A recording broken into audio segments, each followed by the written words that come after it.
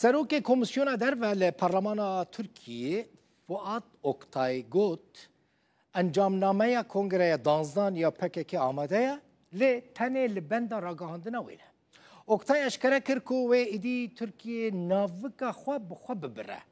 چاره سری نتنه دانینا چکانه دوی اف دفتر ایدی به تمامی بگرد. سروک کمیسیون در و یا پارلمان ترکیه دبیجه دوی لعراق و سوریه چک بین دانین. دوی چک با آوه کی بین بردان و هم لهندر هم جیل در و ادی تو تهدید و گف نمینن. فؤاد اوکتای دبیجه هیوی اوی اوه که ایرو جبو حمو دایکان مزگینیه که خوش هبا. ادی اوه درباسی پیواجویه که دموکراتیک ببن. باشک جمعیت یا ترکیه دبیجه که پارتیا کارکرین کردستان پکک د کنگره ده خوهلوشاندیه و بریار خوشی گهاندیه حکومت ترکیه.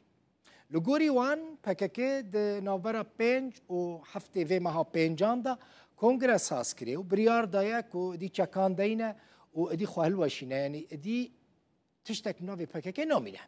پشناجی بریار خواه جه حکومت ترکیه را شاندیه. روژا نه ماه 2025 پکک را گهاند که لسر بانگا ریبری خو عبدالله اوجلان وان کنگره دانزدان ساز کر.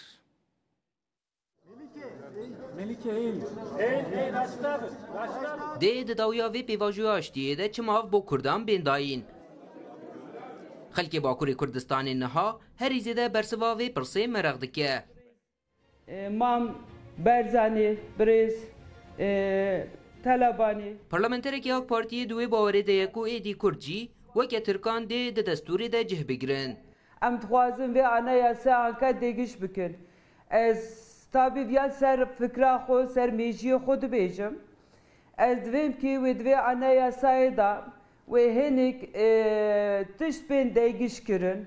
Yani wê swa tahmin dikim edvim wê navê Kurda hebetê da ez swa tahmin dikim ya wakana mı gov ya sadece fikra min e ve hinek kanunu hinek rêvê ve bêvekirin.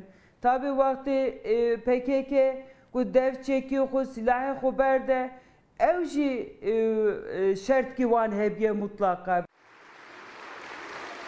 Seruki iyi partiye kuj destpêkê ve li dijî pêvajoyê dibêje li ser pêvajoyê bazarên nihênî hatine kirin û ew bi tawayê encamên wan bazaran qebûl nakin.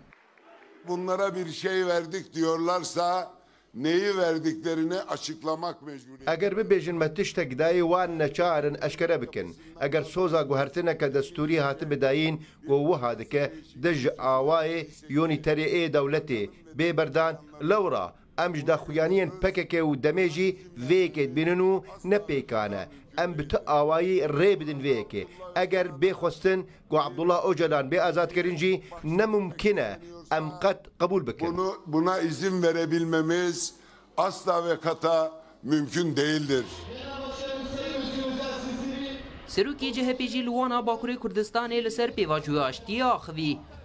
Özgür Özel derbarê pêvajoyê de ji hikûmetê daxwaza şefafiyetê kir û carekê din ji bo çareseriya pirsa Kurd tekezî li zemîna parlamentoyê kir.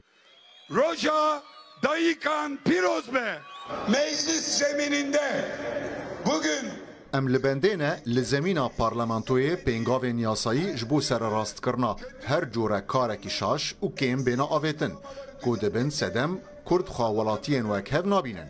Di serî de em dixwazin girtiyên siyasî bên berdan û danîna qeyûman bi dawî bibe. Peyam hat pêşkêş kirin. Sazkirina Kongreya Xwehilweşandin û Çekdanînê ya PKK ji bo gavên derbarê pêvajoyê de yek ji hincetên serekeyên hikûmetê bû.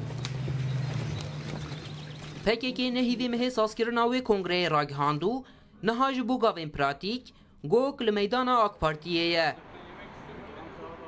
Ferdî Sak Rûdaw.